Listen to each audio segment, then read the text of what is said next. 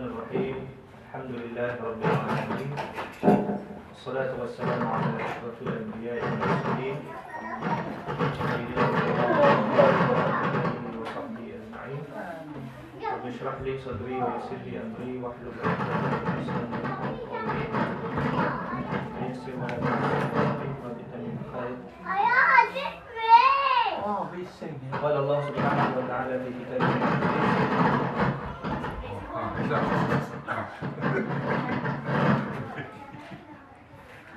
Bismillahirrahmanirrahim. Ya ayyuhalladzina amanu taqullaha wal tanzur nafsum ma qaddamat lighadin wattaqullaha innallaha khabirun bima ta'malun. Shadaqallahul azim. Sama sekali kita bersyukur kepada Allah Subhanahu wa taala kerana masih lagi diberi kesempatan, kesempatan masa. Alhamdulillah kita cuti 2-3 minggu. Kita sambung balik, biasalah panaskan enjin balik tu, dia slow sikit. Alhamdulillah kita dah ada kitab tu. Kalau siapa nak kitab tu boleh ambil, boleh dapatkan. Saya jual harga $15 untuk cover harga kitab dengan harga postage. Okay. Jadi bila ada kitab ni, insyaAllah kita akan tengok lebih detail lah. Saya pun akan baca daripada perenggan demi perenggan, dan kita akan tengok apakah huraian daripada ayat-ayat yang akan kita baca.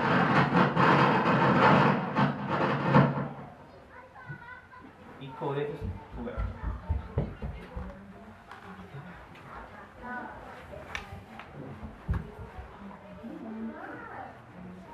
Kita sampai ke muka surat 77 lah. Muka surat 77 ayat 10 daripada surah Al-Baqarah.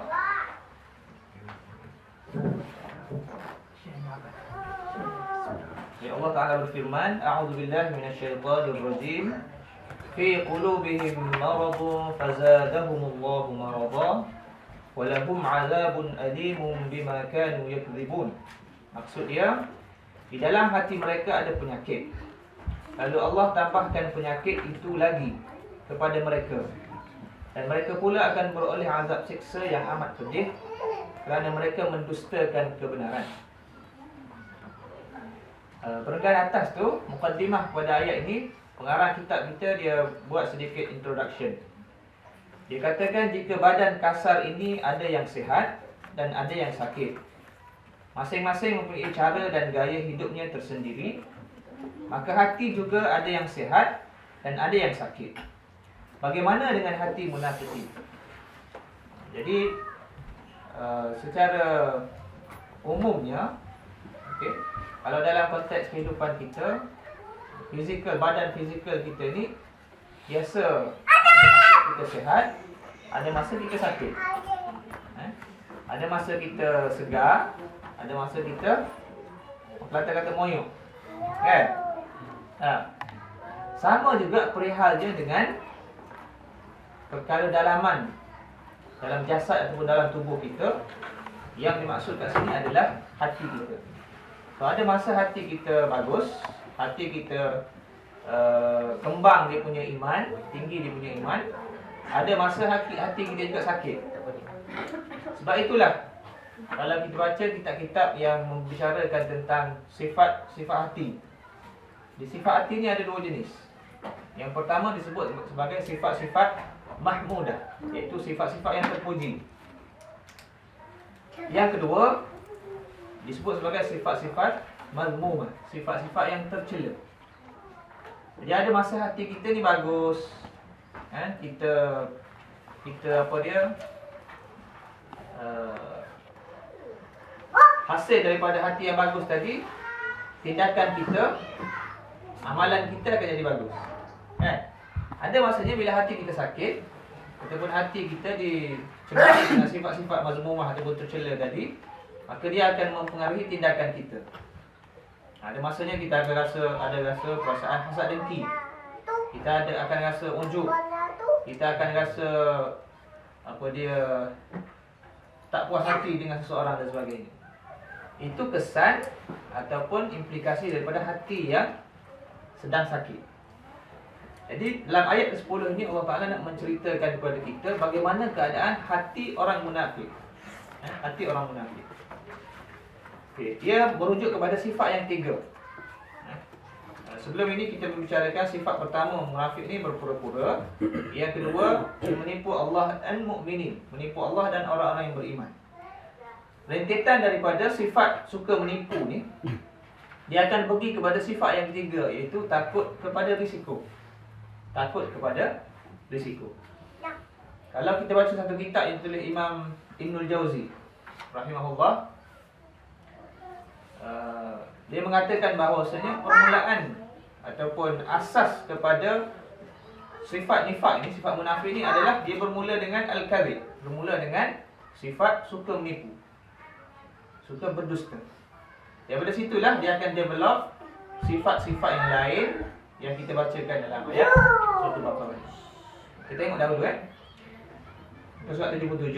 Menipu adalah suatu perbuatan yang mencetuskan rasa takut dan bimbang di dalam diri munafikin.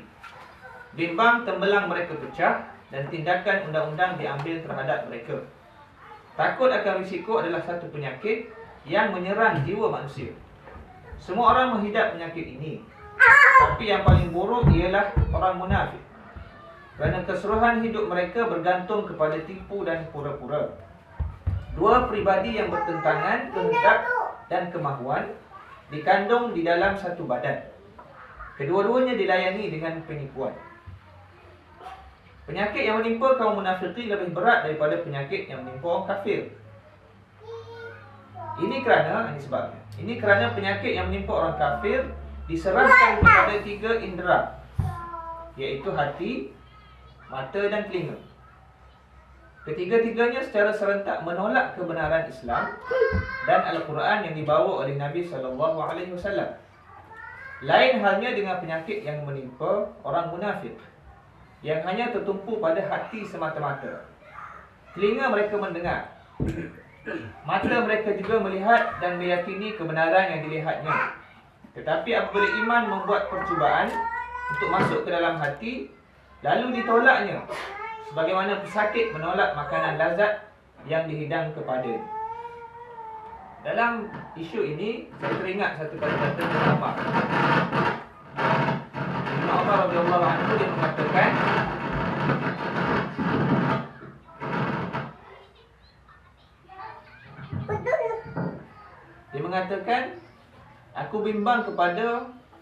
aku tidak bimbang kepada 2 jenis lelaki, tetapi aku bimbang kepada 1 jenis lelaki. Aku tidak bimbang kepada seorang lelaki yang mukmin, kerana iman dia jelas. Iman dia jelas, kita boleh nampak. Aku juga tidak bimbang kepada seorang lelaki yang kafir, kerana jelas kekafiran dia. Tapi apa yang aku bimbang adalah seorang lelaki yang ada dalam dirinya sifat nifak, iaitu sifat munafik, sifat dalam diri.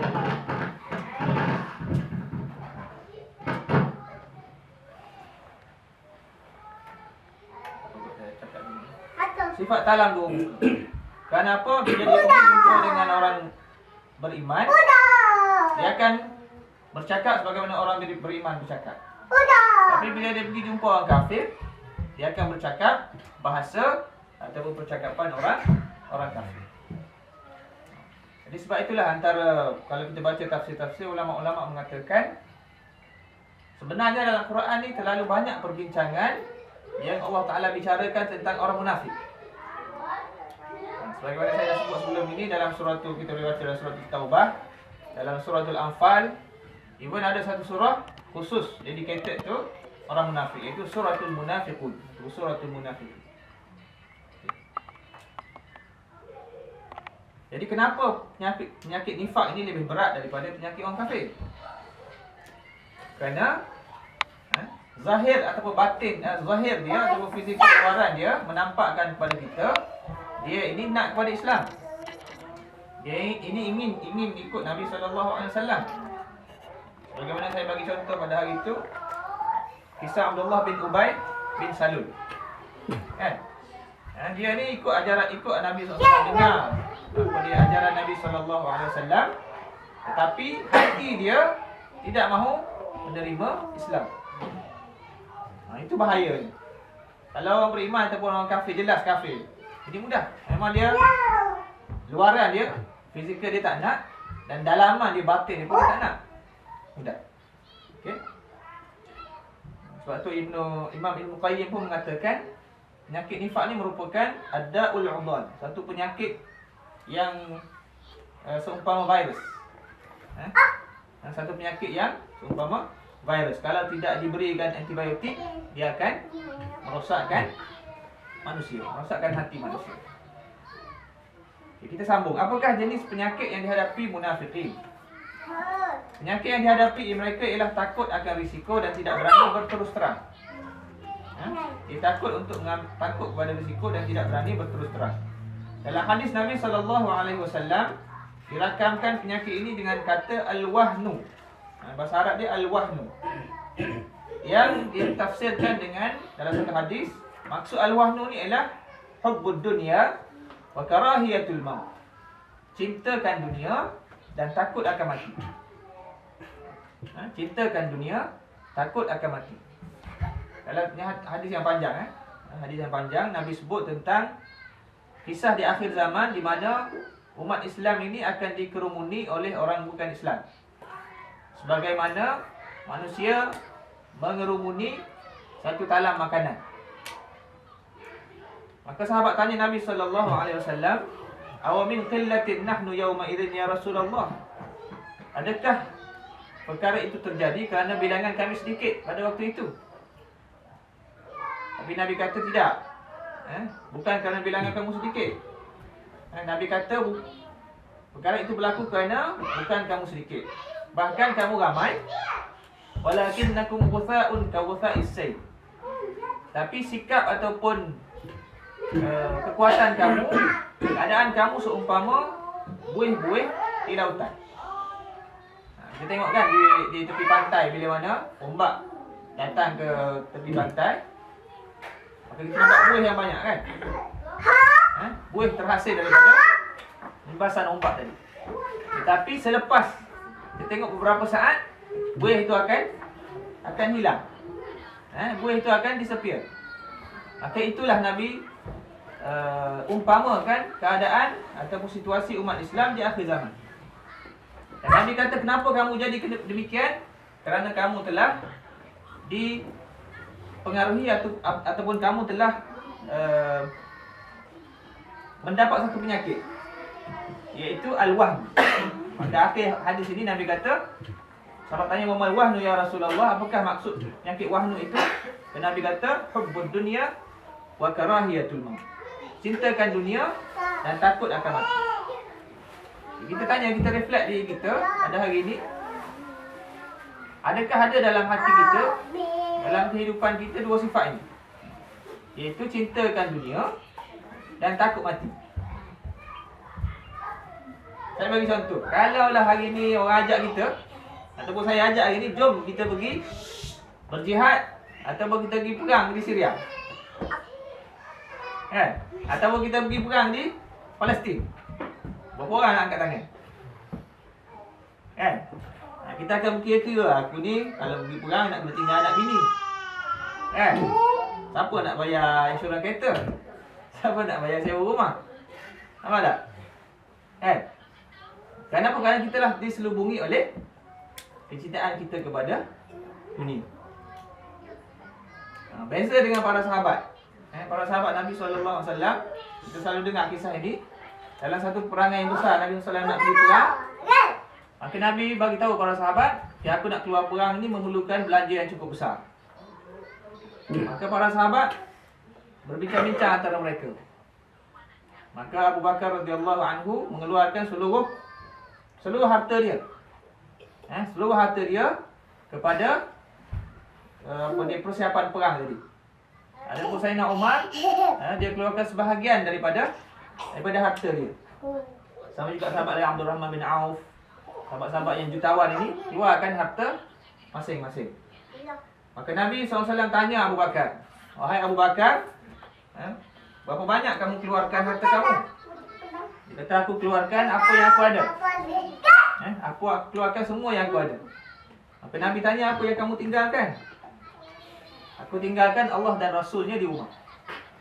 Aku tinggalkan Allah dan Rasulnya di rumah. Maknanya, walaupun aku tidak tinggalkan harta, tidak tinggalkan kelengkapan, kemudahan pada isteri, pada di rumahku, tapi Allah Ta'ala akan jamin. Kenapa? Kerana harta yang aku keluarkan ini jalan Allah, Allah Ta'ala akan balas dengan kebijaksanaan atau hikmah. Itu keyakinan para sahabat, keyakinan Abu Bakar.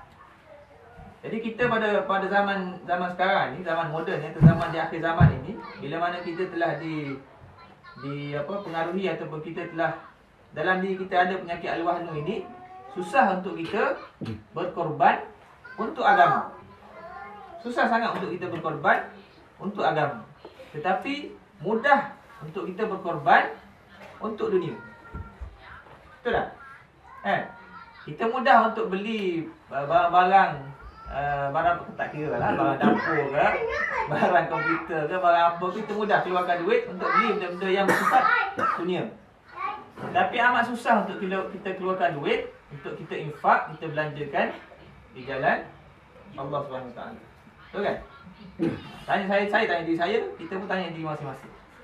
Kenapa dalam kita dah ada sifat al-wahnu yang disebut oleh Nabi SAW. Yang mana sifat wahnu ini adalah salah satu tanda adanya dalam diri kita ciri ataupun sifat nifak, sifat munafik. Sebab tu kalau kita baca sejarah para sahabat ni cukup takut. Ini sahabat Nabi sendiri ni, dia cukup takut dalam diri mereka ada ciri ataupun sifat munafik. Sehingga Sayyidina Umar, ada satu kisah, Sayyidina Umar radhiyallahu anhu, dia tanya kepada Huzaifah, Huzaifah ibn al-Yaman. Huzaifah ni penyimpan rahsia ataupun senarai orang munafik. Dia tanya Huzaifah, wahai Huzaifah, dalam senarai banyak-banyak orang munafik yang bagi tahu rahsianya kepada kamu oleh Nabi SAW, ada tak nama aku? Umar tanya. Maka Huzaifah jawab kepada Umar, dia kata, alhamdulillah tak ada. Setakat yang aku tengok senarai ni, tak ada nama kamu, wahai Umar. Sama juga sahabat-sahabat yang lain. Bila jumpa dengan Huzaifah bin Yaman, mereka akan tanya, ada tak nama aku dalam senarai munafik yang Rasulullah bagi rahsia itu kepada Huzaifah ibn Yaman. Jadi pertama kali dia punya poinnya ataupun remarknya adalah bila kita bicara tentang sifat nifak ini, kita kena kembali ataupun tengok dalam diri kita dahulu. Sebab mungkin ada ciri-ciri itu. Kalau tidak, apa yang disebut dalam hadis tu ada 3 ciri ataupun 3 sifat itu, mungkin ada satu ataupun mungkin ada sebahagian kecil daripada ciri-ciri itu dalam kehidupan ataupun perlakuan kita seharian. Pengarang kita ni kata penyakit ini tidak akan sembuh dengan sendirinya. Penyakit ini tidak akan sembuh dengan sendirinya, malahan semakin lama ditanggung semakin menderita. Kecuali sikap suka menipu itu ditukar dengan iman kepada Allah dan yakin kepada kebenaran Islam. Jadi bila dia dibiarkan, penyakit takut kepada risiko tadi, hasil daripada sifat menipu asalnya, bila dibiarkan, tidak dibasuh, tidak diperbaiki, maka kesannya, sambungan kepada ayat ni, Allah Ta'ala katakan, fazadahumullahu maradha. Allah Ta'ala akan tambahkan lagi penyakit itu kepada mereka. Semaknanya maradun ala marad, penyakit di atas penyakit yang telah ada. Maknanya akan bertimpa-timpa penyakit itu dalam hati mereka. Saya baca dahulu muka 78. Berpura-pura dan menipu adalah penyakit yang menimpa hati kaum munafikin. Penyakit ini mengundang kedatangan penyakit-penyakit lain seperti takut, keluh kesah, bimbang diketahui orang dan sebagainya. Penyakit-penyakit ini membawa penderitaan yang sangat dahsyat kepada hati akibat daripada dusta yang membudaya dalam kehidupan dan urus bicara. Kesan dia tengok. Kesan dia Allah Ta'ala katakan walahum azabun alimum bima kanu yakdzibun. Dan mereka pula akan beroleh azab yang amat pedih kerana mereka mendustakan kebenaran. Kebangkitan para rasul seharusnya membawa penawar bagi mengubati penyakit nifak yang sekian lama ditanggung. Tetapi bagaimana penawar boleh mengubati penyakit, sedangkan pesakit berkenaan enggan menerima kenyataan bahawa sebenarnya mereka yang sakit. Ini sambungan kepada ayat yang berikutnya, itu ayat 11. Sebelum itu saya teringat kepada beberapa ayat Quran. Bila disebut sifat orang munafik ini, dia takut akan turunnya ayat-ayat yang akan mendedahkan keburukan mereka. Kita ingat masa di Madinah ini, ayat Quran masih tengah turun. Wahyu itu tengah turun. Berlaku satu peristiwa, Allah Ta'ala turunkan ayat Quran. Sebagai contoh, saya bagi contoh satu peristiwa, iaitu peristiwa fitnah yang disebut dalam sejarah sebagai fitnatul ifk, hadithul ifki. Peristiwa fitnah zina terhadap Sayyidatina Aisyah radhiyallahu anha. Kalau nak tahu lebih lanjut boleh baca sejarahnya. Cuma saya nak ambil beberapa poin penting. Jadi kisah ini diusahakan ataupun dipropagandakan oleh golongan munafik itu, yang diketahui oleh Abdullah bin Ubay bin Salul. Dalam satu peperangan, dalam satu peperangan, bila mana Nabi SAW nak keluar berperang, Nabi akan pilih di kalangan isteri-isteri baginda siapa yang akan ikut. Itu Nabi isteri ramai kan. Jadi Nabi akan buat undian. Dia cabut undi, siapa yang keluar nama dia, maka Nabi akan bawa sama-sama pergi berperang. Itu sifat Nabi. Perang pun dia akan bawa isteri dia. Kita pergi perang, kita tinggal isteri kat rumah. Kalau kat Malaysia, kalau kita datang mengaji, kita tinggal isteri kat rumah. Kita kena buat kempen apa? Kempen kebab. Tahu kebab? Tak tahu kebab. Kebab. Kebab ni maksud dia kempen bawa anak bini. Kalau mengaji, bawa lah anak bini kan. Kalau pergi program mana-mana, bawa anak bini kita. Jangan tinggalkan anak isteri kita kat rumah. Sebab mereka juga perlu untuk mendapat ilmu ataupun pengetahuan apa benda-benda yang kita rasakan penting untuk diri kita dan isteri kita. Kalau lah kata tak dapat datang, tanggungjawab suami lah untuk menyampaikan ilmu ataupun apa yang diperoleh itu kepada isteri dan anak-anak. Itu Nabi bawa. So dalam peperangan ini, tak silap saya, peperangan Bani Mustalik. Ada mengatakan itu peperangan Al-Muraisiyah. Ada banyak pandangan lah. Jadi Nabi bawa Aisyah salah seorang. Ringkas cerita, bila dah selesai berperang tu nak kembali ke Madinah,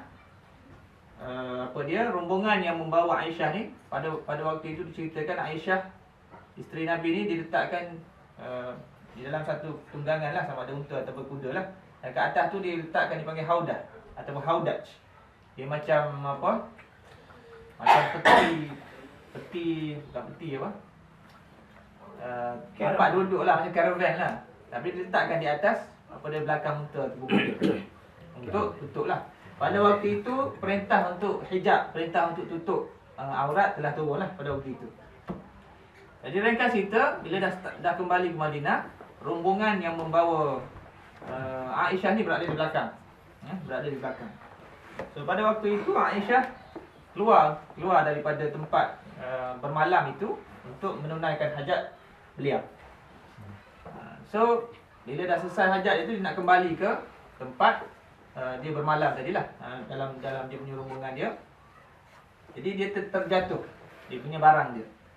Ada banyak riwayat lah, dia mengatakan barang kemas dia. Jadi banyak riwayat. Jadi dia terjatuh satu barang bernilai, so dia kembali ke tempat dia tunaikan hajat dia tadi. Dia cari-cari. So habis masa kat situ cari tak jumpa dalam waktu malam. Akhir sekali, last kali jumpa, dia kembali ke tempat dia bermalam tadi. Rombongan dah bertolak. Rasulullah dah bertolak. Jadi pada waktu itu, masa tu ialah dalam keadaan gelap kan. So ingatkan rombongan tu dah bertolak, semua dah dia packing siap-siap lah. Masa tu tak bilang. Kalau pergi rombongan mana-mana, kita akan bilang lah berapa orang kan. So tak bilang. Jadi Aisyah tertinggal kat belakang. Jadi Aisyah ni bersangka baik. Bersangka baik, dia kata mungkin bila mana Rasulullah dan rombongan yang nak balik ke Madinah ni sedar bahawasanya dia tak ada, dalam rombongan tadi tertinggal, maka mereka akan kembali. Maka Aisyah pun duduk sampai dia tertidur. Tertidur pada waktu malam. Jadi bila tertidur tu datang seorang lelaki, seorang sahabat namanya Safwan bin Al-Mu'attal. Datang Safwan. Safwan ni dia kenal Aisyah. Sebab sebelum turunnya ayat hijab, ayat untuk tutup tutup aurat ni, tutup kepala ni, Safwan dah kenal Aisyah. So, Safwan pergi dekat, Safwan cuba nak kejutkan Aisyah lah daripada tidur supaya dia boleh kejar rombongan yang telah bertolak ke Madinah. So bila Safwan panggil Aisyah tadi, disebut dalam surah Istarji'uha, dia panggil, maka Aisyah sedar. Cepat-cepat Aisyah tutup. Katakan dia ambil dia punya jilbab, dia tutup muka dia. So Safwan kata rombongan dah bertolak. Rombongan dah bertolak. Maka cepat-cepatlah dia letakkan Aisyah atas kuda tunggangan dia dan dia terus bawa untuk kejar rombongan tadi. So, ringkas kita sampai di Madinah dah waktu tengah hari. Waktu tengah hari. Jadi kita boleh tahulah, kita boleh bayangkan apa yang berlaku kan. Dua orang ni terkebelakang sampai pada waktu berlainan daripada rombongan yang lain. So pada waktu itu golongan munafikin mengambil kesempatan. Mengambil kesempatan untuk menjatuhkan bukan hanya maruah Aisyah, tetapi maruah Nabi SAW. Aisyah ni isteri, antara isteri yang Nabi paling sayang. Saya selalu sebut peristiwa hadithul ifki ni adalah salah satu peristiwa yang bersifat character assassination. Dia nak bunuh karakter Nabi SAW sebagai Nabi melalui Aisyah. Bagaimana seorang Nabi boleh berkahwin dengan seorang perempuan yang dituduh berzina dengan seorang lelaki. Nampak tak?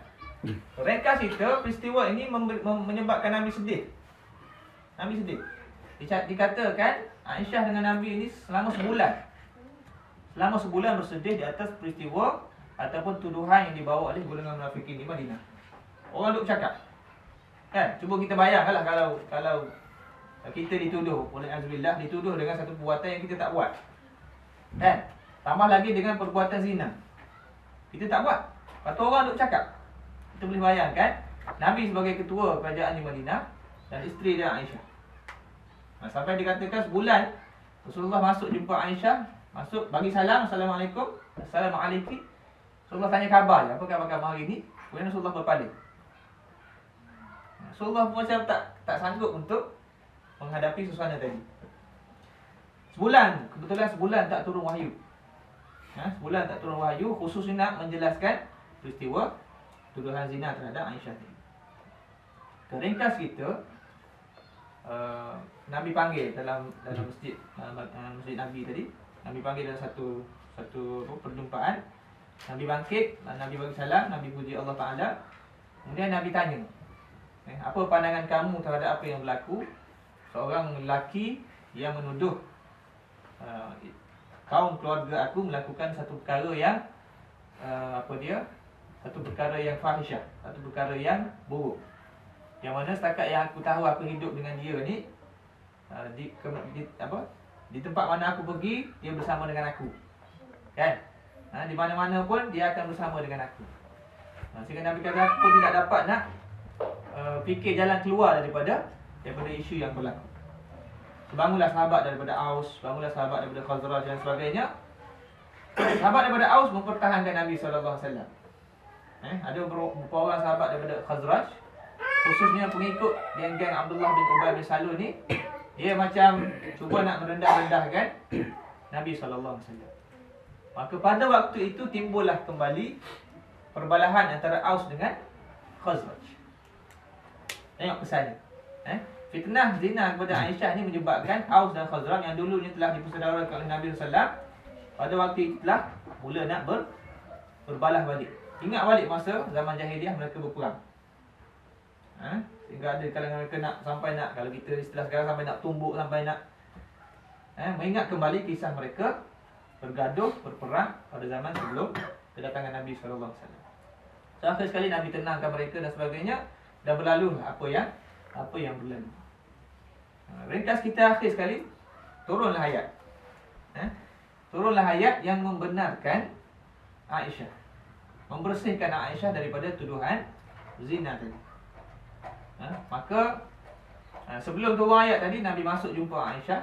Nabi kata, wahai Aisyah, sekiranya kamu benar tidak melakukan perbuatan fahisyah atau berzina tadi, maka Allah Ta'ala pasti akan membebaskan kamu. Tetapi sekiranya kamu melakukan perkara tadi tanpa pengetahuan aku, maka bertaubatlah. Boleh bayang tak seorang suami, seorang Nabi lagi boleh berkata sedemikian terhadap seorang isteri? Maknanya situasi pada waktu itu memang secara majoritinya mengambil keputusan ataupun apa kita kata istilah kita sekarang, konsensusnya adalah Aisyah itu bersalah. Aisyah itu bersalah. Kalau kita baca panjang, sedih. Aisyah ni balik, dia minta dia bila Nabi pun tak layan dia sangat, dia balik minta izin Nabi supaya nak balik ke rumah mak ayah dia, rumah Abu Bakar dengan mak dia. Jadi Aisyah pun tanya, wahai ayahandaku, apa pandangan kamu terhadap tuduhan-tuduhan orang ni? Abu Bakar berkata, aku tak tahu nak kata apa. Tanya balik mak dia. Mak dia kata, aku pun tak tahu nak kata apa. Jadi akhir sekali bila turun ayat itu, Rasulullah masuk jumpa dengan Aisyah. Rasulullah kata, bergembiralah kerana Allah SWT telah menurunkan satu ayat yang membersihkan kamu daripada tuduhan zina. Boleh bayangkan bagaimana perasaan Aisyah pada waktu itu. Apa saya nak sebutkan di sini, hasil daripada kerja jahat golongan munafikin pada waktu itu, mereka nak membunuh karakter Nabi SAW. Pada waktu itu masih lagi wahyu turun. Masih lagi turun. Dan alhamdulillah Allah Ta'ala turunkan ayat khusus. Dan bila turun ayat tadi, Aisyah pun dia mengatakan, aku tidak sangka Allah Ta'ala yang maha hebat, yang maha besar itu akan menurunkan satu ayat untuk membersihkan ataupun untuk mensucikan aku ni, hambanya yang tak ada nilai pun dia kata. Aku tak sangka. Tapi turun ayat, Allah Ta'ala membersihkan Aisyah. Pada waktu itu ayat turun ataupun Quran turun. So selesai masalah. Tetapi golongan munafikin, dia masih lagi melakukan kerja-kerja jahat walaupun telah turun. Allah Ta'ala kata sebenarnya apa dia, walladzina ja'u bil ifki usbatun minkum. Allah Ta'ala sebut jelas, orang yang membawa berita fitnah zina ni adalah di kalangan kamu. Walladzina ja'u bil ifki usbatun minkum. Orang yang dekat dengan kamu. La tahsabuhu khairan lahum bal huwa syarrun lahum. Jangan kamu ingat itu satu perkara yang baik bagi mereka, bahkan itu satu perkara yang buruk yang akan menimpa mereka. Allah Ta'ala dah bagi amaran. Dah bagi amaran, tetapi mereka ini tetap dengan kerja-kerja jahat mereka. Jadi walaupun dalam satu keadaan mereka takut turunnya ayat daripada langit menceritakan keburukan mereka, tetapi bila ayat itu turun, mereka akan cepat membersihkan diri mereka. Ini banyaklah kalau kita baca sejarah Abdullah bin Ubay bin Salul ni, dia dengan Nabi SAW ni banyak kali berlaku peristiwa di mana bila sampai satu cerita kepada Nabi bahawa dia berkata perkara yang tidak baik pada Nabi, maka Nabi hantar sahabat untuk clarify. Ini sifat Nabi. Hantar sahabat untuk clarify. Betul tak Abdullah bin Ubay, kamu kata demikian-demikian kepada aku? Kepada orang Islam, kepada sahabat. Maka dia kata, wallah, dia sumpah. Kalau dalam kitab-kitab saya betul lewat. Dia kata, wallahi, aku tak sebut pun dia. Saya sebut satu kisah sebelum ini tentang kisah Zaid bin Arqam. Zaid bin Arqam. Zaid bin Arqam ni ada satu hari dia bersama dengan Abdullah bin Ubay dengan geng-geng dia lah. Pada waktu itu sembang-sembang antara Abdullah bin Ubay dengan kawan-kawan dia mengatakan bahawasanya, saya ringkaskan cerita. Kata bila mana kita sampai di Madinah ini, kita balik ke Madinah, kita akan mengusir orang-orang yang mulia di kalangan kita, maksudnya mereka lah, akan mengusir orang-orang yang hina di kalangan mereka. Jadi peristiwa itu berbalik kepada satu peristiwa di mana dalam satu peperangan sahabat-sahabatnya berhenti untuk minum air lah, bagi minum air dan bagi minum kenderaan mereka lah, untuk kuda dan sebagainya. Jadi dalam ramai-ramai duduk berebut tu, ada golongan Badui, Arabi. Golongan Badui ni mereka ni terlebih dahulu dapat tempat untuk minum air dan bagi minum kenderaan mereka. Jadi orang Ansar ni cuba nak pergilah. Cuba nak pergi untuk dia dapatkan air di tempat yang sama. Jadi orang Badui ni tak bagi lah. Sifat orang Badui ni dia kasar kan. Jadi orang Ansar ni daripada Aus dan Khazraj pergi tak dapat juga, kemudian berlaku sedikit perbalahan kat situ. So terkeluarlah kata-kata daripada Allah berbaik. Jadi kita balik Madinah, kita akan pastikan golongan Islam Badui ni, itu maksud orang hina ni. Geng Badui ni, Arab Badui yang walaupun mereka sahabat juga Muslim ini, kita akan pastikan mereka ini disisihkan daripada masyarakat Islam di Madinah. So kata-kata Abdullah bin Ubay ni didengar oleh Zaid bin Arqam. Zaid masa tu muda, kecil lagi. Kecil lagi dalam umur 11-12 tahun itulah. Jadi Zaid ni cerita kepada pak saudara dia. Apa yang dia dengar, kata-kata Abdullah bin Ubay ni selalu. Kepas saudara dia, kebetulan mereka ni anak beranak. Dia Abdullah bin Ubay dengan sebelah Zaid bin Arqam ni anak beranak. Jadi pak saudara dia pergi jumpa Nabi, bagi tahu kepada Rasulullah, Abdullah bin Ubay kata dia sekian kepada kamu. Bila balik Madinah mereka akan menghalau golongan dia yang hina di kalangan sahabat tadi. Maka sampai berita kepada Nabi pun hantar ada seorang wakil untuk clarify, betul tak apa yang kamu kata. Bila sampai Abdullah menafikan sekeras-kerasnya apa yang dia kata. Sehingga dalam satu hadis disebutkan, sehingga menyebabkan Zaid bin Arqam dia kata, tidaklah aku hidup satu masa di atas dunia pada waktu itu di Madinah, aku merasakan moral aku down lebih daripada apa yang aku rasa sekarang. Sebab aku menceritakan satu benda yang betul, tetapi masyarakat melihat aku ni seorang pendusta. Aku ni seorang pendusta. So berlakulah, diceritakan Zaid bin Arqam ni berlakulah sedemikian. Dia hari demi hari sampai orang nampak dia ni negatif. Tengok Zaid bin Arqam je ni nipu. Tengok bagaimana boleh berlaku. Dia swing kat situ kan. Orang yang munafik dia anggap orang yang baik, orang yang baik dia anggap orang yang munafik. Terakhir sekali, turunlah ayat. Turunlah ayat menceritakan kepada Nabi SAW tentang betulnya apa yang disebutkan oleh Abdullah bin Ubay. Humul ladzina yaquluna la tunfiqu ala man 'inda Rasulillah hatta yanfaddu. Mereka lah orang yang mengatakan jangan kamu tolong bantu Nabi dan sahabat-sahabat dia dalam bentuk infak, harta dan sebagainya, sehingga mereka kembali ke Madinah. Turun tu lega, Zaid pun lega. Jadi kita tengok pada waktu itu alhamdulillah turun, ayat masih turun. Ayat masih turun. Benda tu selesai terus. Jadi ini sikap orang munafik khususnya diketuai oleh Abdullah bin Ubay bin Salul. Khususnya dalam beberapa kes yang menyebabkan kesedihan yang amat kepada Nabi SAW. Habis itu. Kita ambil satu lagi Dia ada 6 ciri ni. Kita ambil yang nombor 4. Muka surat 79. Seseorang mungkin merana sepanjang usia kerana menyembunyikan dusta sekali. Bagaimana jika seseorang itu berdusta sepanjang hidupnya? Bagaimana jika penyakit melahirkan penyakit-penyakit lain pula? Sedangkan pesakit tetap juga menolak rawatan. Okey. Ayat ke-11. Wa idza qila lahum la tufsidu fil ard qalu innama nahnu muslihun. Apabila mereka dinasihatkan, janganlah kamu melakukan kerosakan di bumi, mereka menjawab, sesungguhnya kamilah orang yang berbuat kebaikan.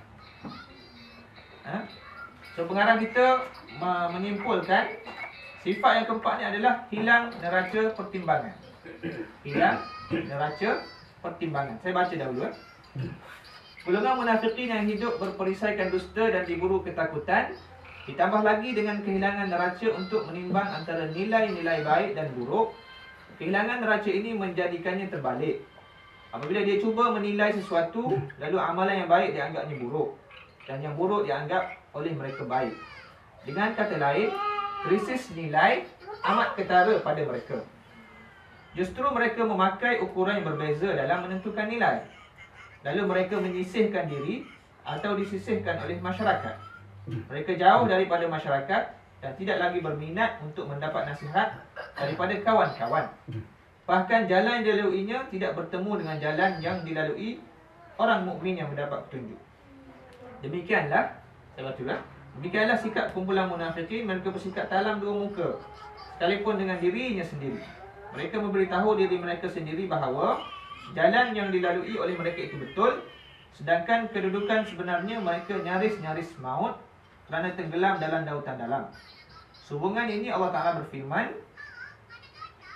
"Afaman zuyyina lahu su'u 'amalihi fara'ahu hasanan, fa inna Allah yudhillu man yasha' wa yahdi man yasha'." Adakah orang yang dihiaskan perbuatannya yang buruk, lalu dia memandangnya sebagai perbuatan yang baik? Sesungguhnya Allah menyesatkan siapa yang kehendakinya dan memberi petunjuk kepada sesiapa yang dikehendakinya. Keburukan telah mengikat seluruh pergerakan mereka, lalu dilihat diri mereka dalam cermin nifak sebagai orang yang paling bahagia dan paling baik kehidupannya. Okey. Jadi di sini kalau kita tengok balik perenggan pertama dan kedua, dia mengatakan, pengarang kita dia mengatakan wujudnya krisis nilai ataupun bahasa sekarang disebut jati diri sebagai seorang Muslim. Dia menilai sesuatu berdasarkan pandangan yang bertentangan dengan ajaran Nabi SAW. Sebab itulah dalam konteks kita zaman sekarang pun, dalam kita nak menilai sesuatu perkara, kita mesti ada landasannya. Kita mesti ada, kalau orang buat research, mesti ada metodologi dia. Mesti ada manhaj dia. Kalau metodologi tak betul, maka result dia tak betul. Kalau kita buat research, metodologi kita betul, insya-Allah result dia pun akan betul. Sama juga dengan cara kita berfikir. Kalau paradigm kita, cara kita berfikir tak betul, bersumberkan kepada sumber yang tak betul, maka natijahnya akan melahirkan natijah yang tak betul. Saya bagi contoh. Selalu orang gunakan satu kata-kata Al-Imam Syafi'i. Jadi sebab kata Imam Syafi'i. Imam Syafi'i kata, "Idza sahha al-hadis fa huwa madhhabi."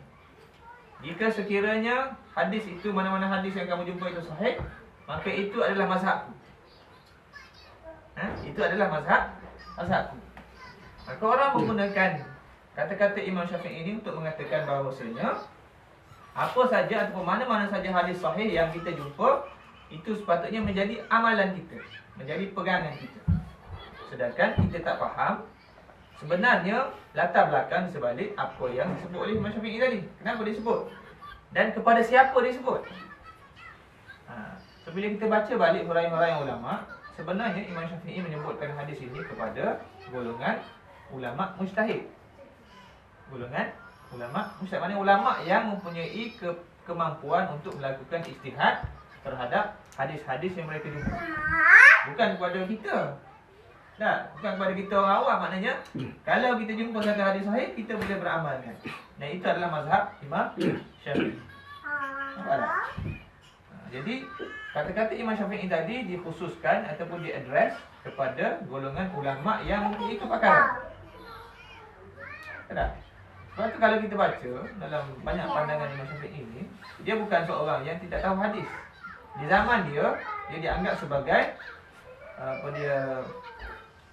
orang yang nasirus sunnah, orang yang the upholder of the sunnah, orang yang menegakkan kembali sunnah.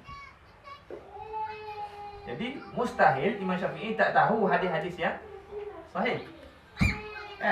Mustahil dia tidak menghafal hadis-hadis yang sahih yang terlalu banyak. Jadi bila kita ambil satu kefahaman berdasarkan neraca yang tidak betul, metodologi yang tak betul, maka natijahnya tidak betul. Sama juga selalu saya sebutkan tentang ayat Quran. Sekiranya kita faham ayat Quran, ataupun kita nak ambil kefahaman daripada satu ayat Quran berdasarkan metodologi yang salah, maka natijahnya akan salah. Sebagai contoh, bila kita bicarakan tentang ayat-ayat hukum sebagai contoh, ayat hukum. Sebagai contoh kita ambil ayat apa dia?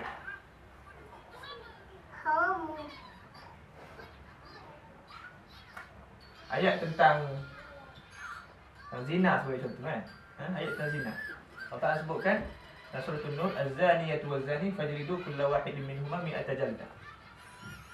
Orang penzina perempuan dan penzina lelaki, jika sabit kesalahan mereka, maka kamu kena rotan mereka mi'ata jaldah, 100 kali rotan. Okey, 100 kali rotan. Ayat tentang rejam telah disahkan, tapi di sudut hukum masih berjalan. Maknanya kalau orang berzina perempuan dan lelaki tadi yang dah berkahwin, maka hukuman mereka adalah rejam sampai mati. Kalau kita ambil secara literal sahaja, kita faham, kita nampak macam hukum zina ni adalah satu hukuman yang bersifat severe punishment. Kan? Bila orang lelaki dan perempuan berzina, fajlidu kulla wahidin minhuma mi'ata jaldah. Setiap seorang kena rotan ataupun kena sebat 100 kali sebatan. Tak? 100 kali sebatan, bila kita tengok, kita tahu konteks dia, tak tahu cara macam mana, kita akan rasa ini satu hukuman yang zalim. Tambah lagi kalau kita tengok hukuman sebatan dulu, kita bandingkan dengan hukuman sebatan dalam konteks hukuman undang-undang sivil. Kan? Undang-undang sivil memang teruk. Kan? Memang teruk kalau tengok rotan yang digunakan untuk dia sebat dalam konteks penjenayah hukum dia sivil ni memang teruk. Dan dia punya tidak boleh ada dia pelapik dan sebagainya. Tapi kalau kita tengok dalam konteks sebenar, apa sebenarnya tujuan ayat ini? Betul, Allah Ta'ala nak katakan orang yang berzina ada hukum dia. Tetapi adakah hukum itu merupakan ultimate aim dalam Islam? Adakah punishment itu menjadi tujuan utama daripada pelaksanaan hukum-hukum? Tidak. Sama juga dengan hukum mencuri. Kan? As-sariqu was-sariqatu faqta'u aydihuma jazaa'an bima kasaba nakalan min Allah. Dalam ayat mencuri Allah Ta'ala sebut dengan jelas tujuan daripada hukum mencuri tadi, hukum potong tangan. Bukan for the sake of punishment, for the sake of nak potong tangan ataupun nak sebab tadi. Tujuannya adalah nakalan min Allah, supaya menjadi suatu amaran daripada Allah SWT. Sebab tu bila spirit behind undang-undang Islam ni tidak difahami, maka orang akan melihat undang-undang Islam ni lebih zalim daripada undang-undang sivil. Kan? Biasa kalau dalam konteks penal code ataupun undang-undang di mahkamah syariah ni, biasanya hukum dia 356. Kalau salah nasyrat betul lah, dia bayar kan. 356. Kan? Dia 356 3,000 ataupun 5 sen. Maksud tak? Tapi 6 tu 6 kali sebatan. RM5,000 denda, 3 tahun penjara, RM5,000 denda, 6 kali sebatan. Jadi kalau orang tu kaya, 10 kali dia boleh berzina. Faham tak? Dia atau kan? Tak? 6 kali sebatan. 6 kali sebatan, relax je. Kalau ada duit, dia bayar je. Kan? Jadi tujuannya bukan untuk menghukum dalam Islam. Tujuannya adalah untuk menjadi pendinding supaya manusia tidak melakukan maksiat. So ini yang tidak difahami. Jadi sebenarnya bila berlaku hukum Islam ni ataupun undang-undang Islam ni cukup sekali je. Cuba kalau dalam konteks masyarakat kita di sini, Southeastern family ni, wali'azubillah lah. Kalau ada pelaksanaan hukum Islam, bagi contoh, ada seorang ditangkap zina dan sabit semua sekali, kita hukum 100 kali sebatan. Saya tak ada orang dah nak buat, nak zina. Dah, dia akan kahwin. Faham tak? That's the spirit behind undang-undang Islam. Dia bukan untuk menghukum. Tapi ini yang tidak difahami. Sebab kita tengok ayat Quran itu secara literal. Kan? Kita tak tengok dia konteks ataupun hikmah di sebalik undang-undang Islam tadi. Jadi kadang-kadang kita pun tak yakin. Kan? Kita tak yakin dengan hukum Allah SWT. Kita lebih yakin dengan hukum sivil. Kalau kita bincang di sudut akidah, kalau kita tak yakin dengan hukum Allah SWT, dia ada masalah, kita ada masalah dengan iman kita tu. Masalah pelaksanaan itu isu lain. Masalah keyakinan kita ini hukum Allah, kita kena yakin, itu tak boleh kita kompromi. Sebab tu saya selalu bagi contoh, kalau kita baca ayat tentang qisas. Ayat tentang kisah ni selepas pada ayat tentang laisal birra an tuwallu, Allah Ta'ala sebut, ya ayyuhallazina amanu kutiba alaikumul qisas. Sebelah ni, kalau kita buka Quran ni, sebelah sini. Sebelah sini Allah Ta'ala sebut tentang ya ayyuhallazina amanu kutiba alaikumus shiyam. Sebelah-sebelah je. Kan? Kita boleh terima kewajipan puasa, tetapi kita tak boleh terima kewajipan qisas. Padahal sebelah-sebelah je ayat. Dia punya wording pun lebih kurang. Ya ayyuhallazina amanu kutiba alaikumus shiyam. Ya ayyuhallazina amanu kutiba alaikumul qisas. Apa tak? Jadi sebagaimana kita menerima kewajipan kefarduan siam puasa, sama juga kita perlu menerima, meyakini kewajipan atau kefarduan hukum qisas. Jadi itu basic yang kita perlu selesai lah. Masalah kadang-kadang ni kita tak percaya, orang Islam sendiri tak percaya hukum Islam ni sebab dia tengok mana boleh nak laksana. Masalah pelaksanaan tu kita cerita lain lah. Even kalau dalam konteks mahkamah syariah di Malaysia pun banyak hukuman-hukuman yang tidak ada penal code. Sebagai contoh isu murtad kan. Isu murtad ni tak ada penal code. Tak ada kod denda. Kalau kamu buat macam ni, kamu boleh didakwa. Tetapi apa dia punya hukumannya? Jadi kalau orang yang seledek, bila dia didakwa di mahkamah syariah, dia akan lari, dia akan bawa kes dia ke mahkamah sivil. Ada seorang bekas guru saya, dia dah meninggal. Dia ni dakwa dia anak murid kepada ayah P, ustaz, lulusan Mesir, suami isteri. Jadi isteri dia anak kepada ayah P. Jadi dia ni maknanya antara orang tersayang lah. Mengajar saya, dulu mengajar, nasib baik bukan mengajar tafsir lah. Dia mengajar saya bahasa Arab. Mengajar bahasa Arab. Jadi last kali bila dia dakwa, bawa ke mahkamah syariah, dia isytiharkan dia keluar daripada Islam. Isytihar keluar daripada Islam. Dia isytihari dia murtad. So bila isytihar keluar daripada Islam, dia bukan lagi berada di bawah bidang kuasa mahkamah syariah. So kes dia dibawa ke mahkamah sivil. Setelah dibawa ke mahkamah sivil untuk sabitkan kesalahan dia adalah sesat tadi, tak sempat untuk dibicarakan, tak sempat nak panggil, dia meninggal dunia. Dia meninggal dunia. Tapi isteri dia masih jaga dia lah.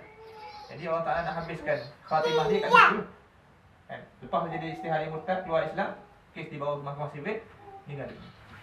Jadi kalau orang yang cerdik, orang yang dia akan cari jalan bagaimana untuk lepaskan diri daripada hukum yang ada sekarang. Jadi itu dah lari daripada spirit undang-undang ataupun perundangan Islam yang dibawa oleh yang ada dalam Quran, yang ada dalam hadis Nabi sallallahu alaihi wasallam. Habis kat situ. Saya baca sikit dah soal 80 tu sampai kita nombor 5 Sebenarnya golongan munafikin dalam masyarakat bagaikan anggota yang diserang barah. Okey. Tetapi masih bergantung pada badan induk. Kedudukannya menunggu masuk untuk dipotong bagi menyelamatkan anggota-anggota lain yang masih sihat. Ini doktor dia faham ni. Bahasa-bahasa perubatan ni. Ketahuilah, ala innahum humul mufsidun walakin la yash'urun. Ketahuilah, sesungguhnya mereka lah yang sebenarnya orang yang melakukan kerosakan, tapi mereka tidak menyedari. Okey, ayat ini, kalau kita banding dengan ayat 11, ayat 11, orang munafik dia defend. Dia defend themselves, dia mengatakan kami orang yang melakukan kebaikan. Ayat 12, Allah Ta'ala sendiri declare bahawasanya mereka ini bukan orang muslim. Mereka ini adalah golongan mufsid, orang yang melakukan kerosakan. Menyedari kemampuan diri sendiri serta yakin akan kepayaan akal yang dimiliki merupakan prasyarat bagi memahami baik dan buruk, sama ada untuk diri sendiri maupun masyarakat. Kaum munafikin tidak mempunyai kesedaran dan keyakinan ini. Oleh itu mereka tidak mampu membezakan sesuatu yang baik daripada yang buruk. Al-Quran menyifatkan golongan munafikin sebagai golongan yang tidak sedar. Lalu diungkapnya dengan ungkapan la yash'urun. La yash'urun. Artinya mereka tidak menyedari. Di luar sedar. Mereka tidak diungkap dengan perkataan la ya'qilun, yang bawa arti mereka tidak berfikir. Itu beza. So sifat ataupun keadaan orang munafik ni la yash'urun, mereka tidak sedar. Macam orang mabuk kan. Kita tengok orang mabuk kan, kalau ada kesempatan tengok orang mabuk dekat bandar, kat city tu. Tak, pergi pukul pagi 3 pagi malam. Macam mana orang mabuk? Kan? Dia buat satu benda dalam keadaan dia tidak sedar. Okey. Mereka ni bukan la yaqilun, bukan orang yang tidak berfikir. Untuk difahamkan bahawa golongan munafikin ini tidak dapat memahami dengan baik, sekalipun pada isu-isu yang mudah dan remeh, disebabkan neraca pemikiran mereka sudah terbalik. Okey, dia dah set, mindset dia dah tak betul. So bagaimana nak menatijahkan satu hasil yang betul? Nampak tak? Tu pentingnya kita perlu ada peredam yang betul bila kita nak fahami satu-satu perkara. Last sekali, untuk hidup sebagai manusia yang sihat dan waras fikiran, nilai sesuatu hendaklah betul. Mampukah munafikin menilai siapa cerdik dan siapa bodoh? Okey. Ini last sekali muka yang 13 ni. Dia merujuk kepada ayat yang atau sifat yang kelima. Kita berhenti kat sini. Kita berhenti kat situ. Surah 80.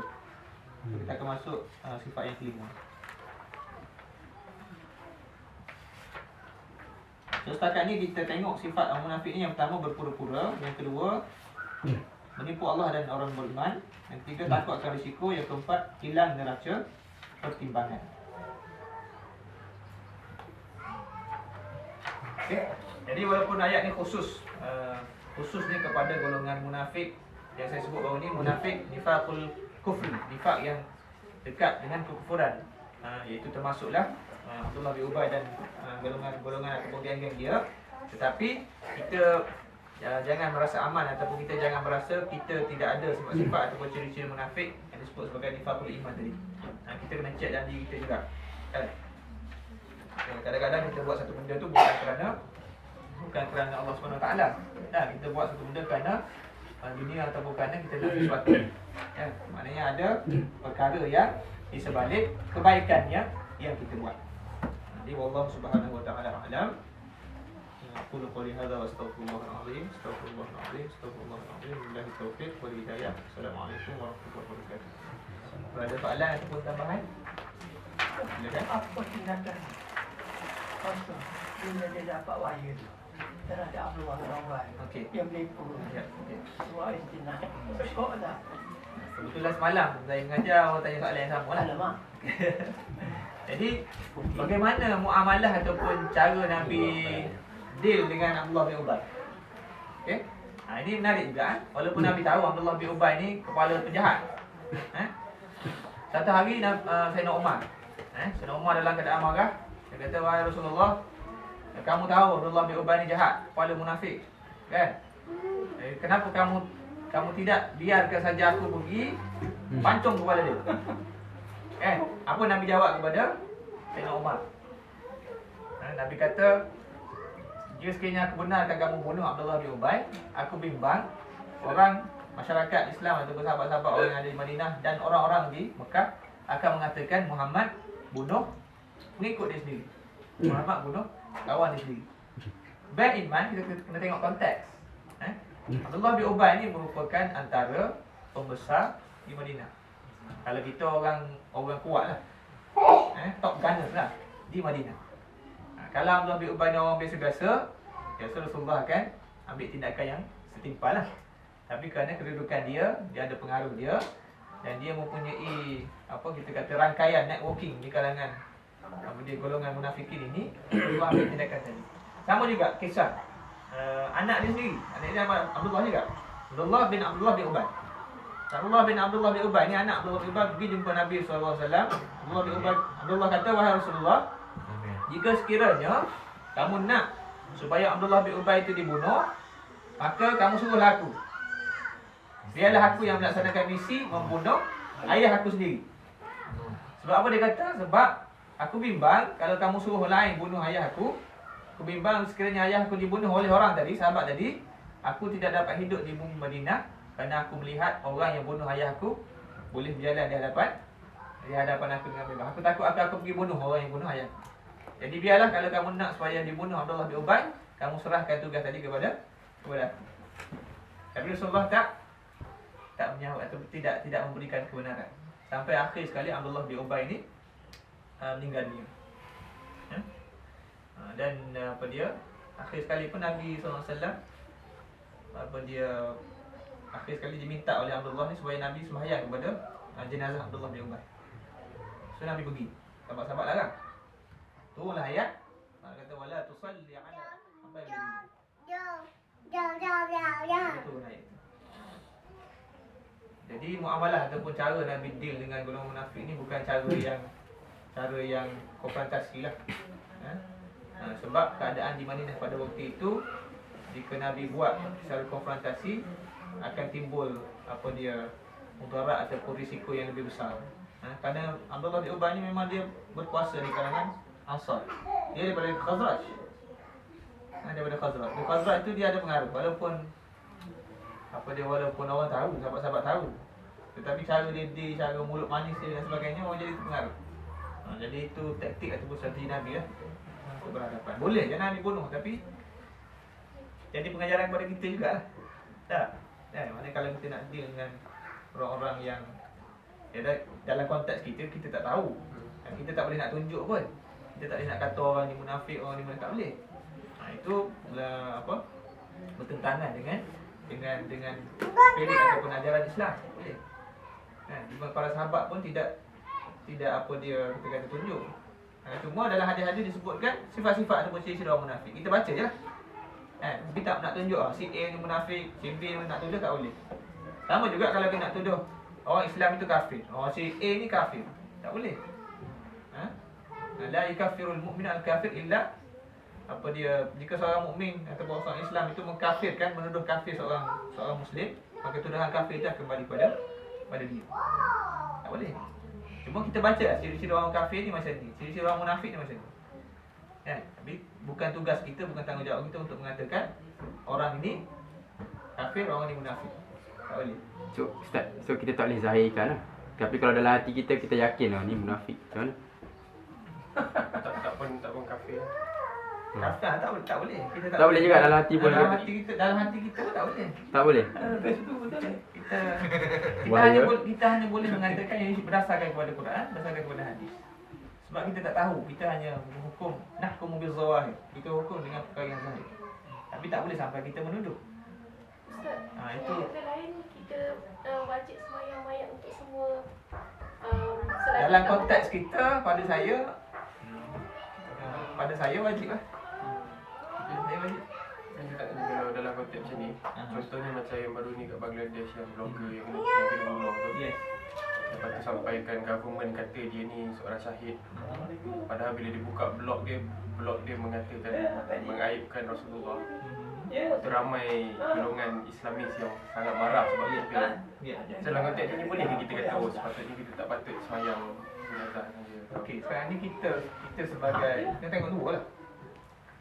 Dalam konteks kita sebagai seorang Islam biasa, okey, memang kita adalah perasaan sedemikian. Tapi dalam konteks kita sebagai seorang da'i, bagaimana Nabi SAW, perasaan kasih sayang tu kena ada. Kita kena beza. Okey. Jadi dalam konteks tadi kita kena tengok kewajarannya di mana. Sebagai contohlah, saya tu tak follow isu tadi. Kalaulah ulama-ulama di sana mengatakan pandangan ataupun fatwa sedemikian, kita ikutlah. Itu konteks ataupun keadaan di sana. Okey. Jadi tak boleh kita nak generalize. Sebab kita kena tengok case by case. Sebab kadang-kadang bila kita terlalu generalize, dia akan kena kepada orang yang tidak sepatutnya kena. Dan kita tak tahu akhir dia macam mana. Mungkin di akhir tu, walaupun dia awal-awal dia menentang Islam, tak suka Islam dan sebagainya, fitnah dan sebagainya, mungkin akhir hidup dia tu dia ditaubat. Kita tak tahu kan. Jadi kita tengok kepada zahir kisah itu. Batin tu kita serah kepada Allah Subhanahu Wa Taala. Cuma dalam Islam ni dia ada jelas. Sebagai contoh, kalau kita bicara tentang Islam dengan kufur, dia ada batas antara iman dengan kufur. Okey? Dia ada batas antara iman dengan kufur. Kalau seorang tu melakukan sebagai contoh 1, 2, 3 perkara yang membatalkan syahadah, maka dia dah termasuk dalam ataupun ada ciri-ciri kufur dalam diri dia. Sebagai contoh, antara perkara yang membatalkan syahadah ni adalah menghina sunnah Nabi SAW dalam keadaan sedar. Dia tahu. Maknanya sebagai contoh, janggut. Janggut ini sunnah Nabi SAW. Kalau dia hina bahawasanya janggut, orang yang simpan janggut ni macam kambing, sebagai contohlah. Dia bercakap dengan melalui percakapan, dalam keadaan sedar dia menghina sunnah Nabi SAW, maka dibimbangi dia telah jatuh tidak dia jatuh iman dia. Sebab tu perkara yang boleh membatalkan syahadah ni sama ada melalui percakapan, sama ada melalui perbuatan. Sebagai contoh, kita sembah satu patung sebagai contoh, kan, dengan kita sedar bahawasanya aku sembah tadi, sembah dia sebagai tuan ke, sebagai bos ke, lebih daripada aku sembah Allah SWT. So kalau jelas benda tu, okey, dan jelas pula melalui perlakuan dia dan dia tidak bertaubat, maka yang tu cuma kita lah sebagai orang-orang, kita tak boleh nak hukum lah. Benda tu sebab tu pentingnya ada kerajaan, ada apa, kalau dalam konteks Malaysia ni kita ada majlis fatwa kebangsaan, ada mufti-mufti. So yang nak menghukum, nak mengeluarkan, nak gazetkan satu benda, mereka ni orang yang berkuasa. Sebab kalau setiap orang diberikan kuasa untuk gazet ataupun untuk keluarkan fatwa, maka rosaklah masyarakat Islam. Tapi itu masalah yang sekarang ni orang Islam semua nak keluar fatwa. Tengok dalam Facebook tu setiap orang jadi mufti kan. Sebab tu saya selalu pesan dalam konteks sekarang ni kita kena banyak berhati-hati ya. Banyak berhati-hati. Kalau orang kongsi, share dengan kita, tag kita benda-benda yang bersifat fitnah, kalau boleh kita remove lah. Sebab kita tengok tu pun dah menjadi satu dosa kepada kita. Tambah lagi sekarang ni dekat dengan pilihan raya ni macam-macam lah. Saya pesan kepada diri saya dan kawan-kawan sekalian supaya kita berhati-hati lah. Kalau siapa-siapa yang kawan-kawan kita yang mungkin tak faham, dia akan tag kita, tag benda-benda yang fitnah dan sebagainya. Pada saya unfriend je lah. Sebab kita bimbang bila di tag tu kita terbaca. Walaupun ialah dalam keadaan kita tidak sedar ataupun tak sengaja, benda tu akan memberikan kesan kepada pemikiran kita, cara kita berfikir. Jadi itulah sedikit pandangan. Allah. Jadi insya-Allah kita sambung minggu depan, mungkin hari Sabtu ada hari keluarga tu. Tengoklah kita akan maklum balik. Kalau rasa larat kita buat rehat. Kalau tak kita cuti. Okey. Allah ada maklumat pasal tu. Apa nak? Sila. Saya nak tanya pasal kes Aisyah kena fitnah tu. Kenapa tak cuma nak sebab kenapa bila Aisyah difitnah tak ada lah pula nak keluar sumpah dengan nama Allah tak buat ke, sumpah dengan Quran ke, kenapa benda tu tak berlaku? Kamu nak suruh sumpah dengan Quran? Tak maksudnya sebab nak ambil just wondering kenapa penafian tak menafikan secara Kita buat press conference, buat penafian. Buat statement. Jawapan saya ingat saya lah, jawapan Aisyah bila berlaku isu fitnah pada dia ni, dia kata saya baca dalam satu hadis, dia kata Aisyah kata aku sendiri pun tak banyak baca Quran. Masa tu dia muda lagi, pun tak banyak baca Quran, tak hafal banyak Quran lah. Cuma dia kata dia teringat satu kisah Nabi Yusuf yang dia ingat dalam ingatan dia lah, yang diajar oleh Nabi kepada dia, ayat Quran ni. Kisah Nabi Yusuf, dia ingat satu ayat, Nabi Yusuf kata fasabrun jamil Allahul musta'anu ala ma tasifun. Bersabarlah dengan sabar yang elok lah, yang bagus, yang sempurna. Allah Ta'ala akan menjadi sebaik-baik penolong kepada kamu. Jadi tak tahulah saya baca tidak adalah proses pada waktu itu supaya Aisyah ni membawa buat sumpah ke atau membawa saksi dia yang, sebab isunya berlaku Aisyah dengan Safwan dan tidak ada saksi lain yang boleh menuduh secara jelas yang mengatakan Aisyah itu berzina. Cuma bila sampai ke Madinah dalam keadaan Aisyah dengan Safwan tadi, maka dibawa cerita tadi oleh golongan munafikin. Jadi orang munafik ni sepatutnya mereka yang membawa bukti. Mereka yang bawa kita kata video ke apa kan, untuk membuktikan apa yang berlaku. Tapi pada waktu itu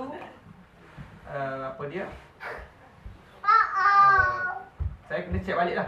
Mungkin ayat-ayat tentang apa dia yang berkaitan dengan sumpah dan sebagainya mungkin masih belum turun. Saya cek balik. Tapi apa yang berlaku dalam sejarah sirahnya, itu yang berlaku lah. Maknanya tidak ada proses untuk mempertahankan ataupun defend Aisyah itu melalui proses-proses hukum. Dibiarkan benda itu berlaku sampailah turun ayat daripada Allah SWT yang membersihkan tadi. Sebenarnya kalau balik pada soalan tadi, sebenarnya dalam konteks kalau kita belajar fiqh dengan usul fiqh, khususnya dalam tuduhan zina ni, dalam tuduhan zina, orang yang menuduh seorang itu berzina, dia yang kena membawa saksi. Istilah fiqh, istilah usul fiqh, al-bayyinatu 'ala man idda'a wal yaminu 'ala man ankara. Dia ikut turutan. Orang yang menuduh, yang mendakwa, dia kena bawa bayyinah. Bayyinah ni bukti dalil. Kiralah apa saksi dan sebagainya. Sekiranya tak dapat bawa saksi, maka tuduhan dia tidak ada asas. Okey. Wal yaminu 'ala man ankara. Dan sumpah kepada orang yang mengingkari ataupun tidak setuju dengan tuduhan. Jadi sekarang ni orang yang menuduh tidak bawa bukti dia. So, bila tak bawa bukti, tidak ada asas. Even kalau dalam mungkin undang-undang pun apa dia seseorang itu tidak boleh dianggap bersalah. Apa dia punya istilah dia? Anti proven guilty dah. Is innocent until proven guilty. Innocent until proven guilty. Seorang itu tidak bersalah selagi dia tidak dibuktikan bahawasanya dia itu bersalah ataupun ada bukti-bukti untuk mengatakan dia bersalah. Jadi itu sebab tu dikatakan dalam peristiwa tadi fitnah. Dalam apa? Dalam kitab-kitab surah disebut hadithul ifki. Maksud hadis ni kata-kata ataupun sembang-sembang propaganda yang bersifat fitnah. Dia bukan tuduhan yang berasas. Jadi itu yang apa? Yang berlaku dalam konteks masyarakat kita pada hari ini lah. Banyak tuduhan-tuduhan yang dibuat, khususnya tuduhan zina. Kalau di Malaysia ni dah ada dulu tuduhan liwat dan sebagainya tanpa dibawa sebarang bukti. Jadi bila tak ada mahkamah syariah atau bila tidak dilaksanakan undang-undang Islam, orang boleh bebas menuduh apa yang nak tuduh tanpa ada penguasaan di sudut undang-undang Islam. Sepatutnya orang yang tuduh tu kita kena tangkap, tak tangkap orang yang dituduh. Betul tak? So bila mana mahkamah syariah tidak mempunyai peranan yang lebih besar daripada mahkamah sivil, maka itu yang berlaku. Sepatutnya penguatkuasa jabatan agama ke ataupun penguatkuasa mahkamah syariah dan sebagainya boleh keluarkan warrant supaya tangkap orang yang menuduh sekiranya dia tidak membawa sebarang bukti. Sebab tu zaman sahabat dulu, saya ingat zaman Umar, orang yang tuduh orang zina ni tak bawa bukti, Umar apa dia sebab dia. Umar sebab dia sebab apa? Sebab orang yang berfitnah ni dia akan bawa kerosakan dalam masyarakat. Kan? Yang kedua, dalam konteks fitnah ni sepatutnya fitnah ataupun laporan orang zina dan sebagainya perlu dikemukakan kepada orang yang berautoriti. Sebagai contoh, kalau berlaku dalam satu masyarakat, kita tahu orang ni zina. Perlu dilaporkan peristiwa tadi kepada qadhi ataupun hakim yang beramanah. Bukan kita lapor pada utusan Malaysia. Sekarang ni kita tahu orang tu berzina, orang tu buat jahat dan sebagainya, kita lapor kepada wartawan. Nampak tak? Kalau wartawan yang amanah, okeylah, dia akan bawa kepada hakim, bawa kepada qadhi. Kenapa fitnah ini banyak berlegar dalam kalangan masyarakat kita? Sebab perkara itu disampaikan kepada orang yang tidak amanah. Kalau bagi kepada qadhi, bagi kepada hakim, benda itu akan diuruskan secara yang baik. Akan diuruskan secara yang betul dari undang-undang Islam. Jadi sekali lagi lah, akhir sekali ingatan saya kepada saya dan sahabat-sahabat sekalian, di akhir zaman ni kita kena banyak hati-hati lah dengan benda yang bersifat fitnah ini, sebab dia akan mempengaruhi hati kita. Kalau kita percaya, kalau dia akan merosakkan hati kita lah. Kita akan bersangka tidak baik kepada orang-orang yang sebenarnya baik. Wallahu a'lam. Tangguhkan kita baca tasbih kafarah dan surah Al-Baqarah.